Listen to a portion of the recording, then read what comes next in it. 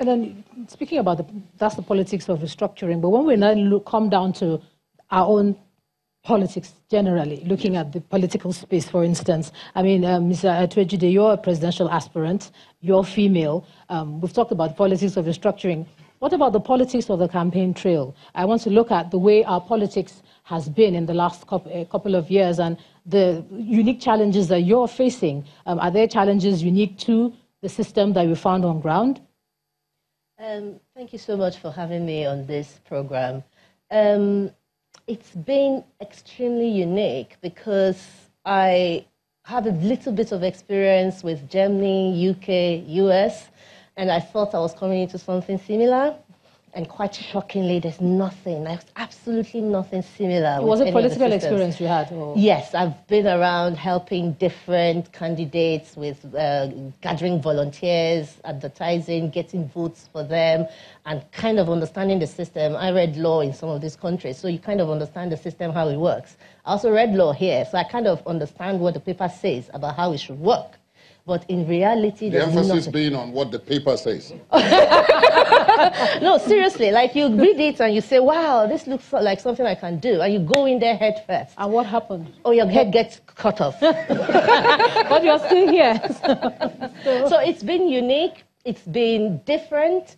But I kind of feel, I'm that kind of person that I go into every problem with just thinking about solutions.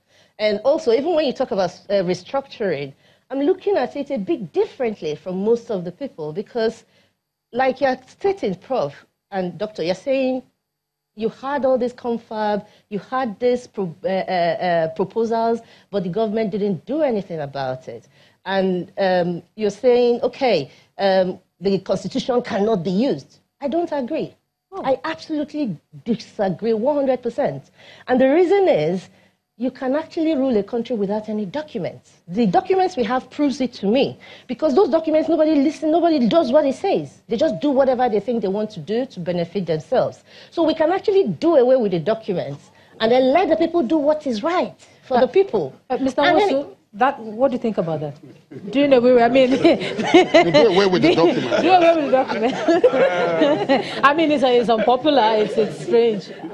I mean, on top of every other thing, it is also cheap to simply do away with it. I mean, one would think that we have all this trouble, we have a document. If we didn't have one... Actually, before she dived into that space, I was when you talked about the system in place, I started to wonder to myself, and we've always wondered that in our party, do we actually have a system in Nigeria? Do we, you know, I mean, it's scary to say that, you know, we have a system that is documented or recognized that we were following. So I want to associate reasonably with what she said, because it's like people on seat of power feel they own the country, and they try to govern the country any way they choose. Our problem in Nigeria has to do with leadership. And the moment we get our leadership right, every other thing will fall in line. What would you do differently as a leader, you know, as the national chairman of the African Democratic Congress? Now, I tell you something. Without campaigning for the ADC. Exactly. I will tell you something we are already doing in our system. We talk every day. We talk about devolution of power. In ADC, one thing, when it came to our primaries, the question is, what would you do if you were president, yes. Not what do you do in the ADC? I want to explain to you. Okay. We talk about devolution, and I know that a lot of the different stakeholders, whether it's in APC or PDP, so talk about the same thing. But in ADC, we try to do one practical thing. We said we are going to do our primaries in all the states, and we are going to allow the states to handle their issue. That the national will not get involved in deciding how the governor of Lagos State is selected or how the governor of Oyo State is selected. That we are going to domicile all of them for them to handle. And when we get to local government elections, we're also going to tell the state, allow the people from the local government to handle their own issues and report to you. That's how devolution is supposed to work. You know, occasionally we say things, but when it comes to the practice, we do something else. This is a practical thing that we are presently doing in ADC, and it's working. So you can see what the ADC government would do. Paper or no paper. All right, Prof, I'll come to you. I'll come back to you, Prof. Something else that seems to have difficulty aligning what is supposed to be with reality has to do with the battle, the war, the onslaught against corruption.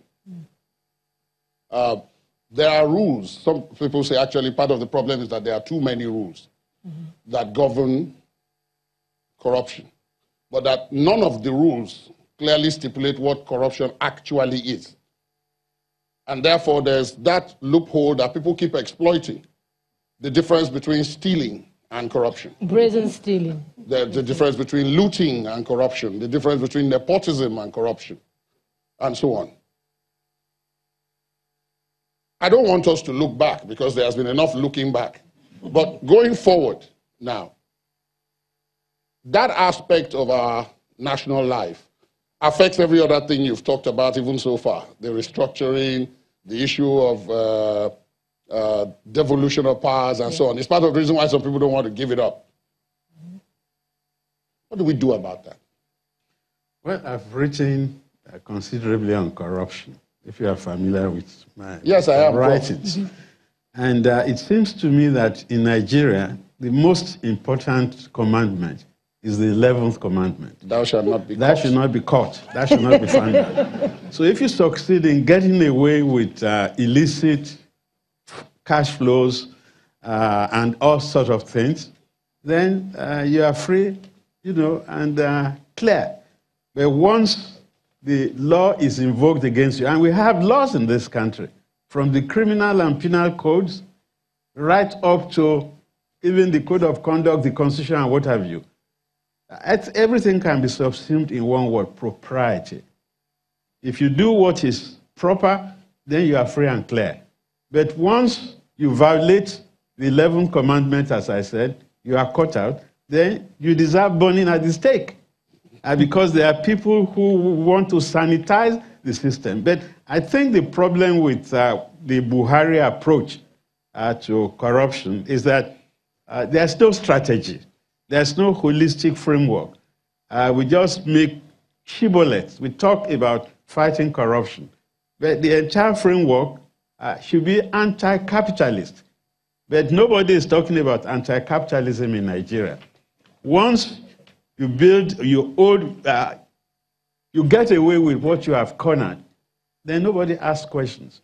But I think I like what Babatunde Fowler is doing, to say that if you are seen to live beyond your means, then you have to show us how you acquire what you have. I've said on this forum, on Channels TV, that, look, selective enforcement should not be tolerated. So it has to be bottom up and up down, so that we all agree as to what is proper. Once you are caught doing something that is improper, then you have to pay the sanction. Either we confiscate your excess property, which you can't justify. In fact, I'm in support of a wholesale departure from the jurisprudence we inherited from the British, presumption of innocence, and go to the French approach. You are presumed guilty. The onus is on you to prove your innocence. So it's a more radical step. Lawyers will not like it. Why should we depart from Britain to France? But I think, or in Hong Kong, you see what has happened in places where corruption has been tamed. Look at Singapore, Hong Kong. So it's not that there are no examples. But again, we are so enslaved to the British conceptualization of propriety. So if we have a government that says, let us do away with the inheritance from Britain, then once we establish a baseline and you are living above the baseline, then the onus will be on you to prove how you got such excess. Nobody brought property from heaven. We are all born equal in this world. How did it come that some people have more than their just deserts? That is, I think, the dilemma that faces the Buhari approach to anti-corruption. Now, thank you very much, Prof. We'll take a break. We'll take a break at this point. The discussion has been interesting so far. And then we'll be back after the break. So please stay with us.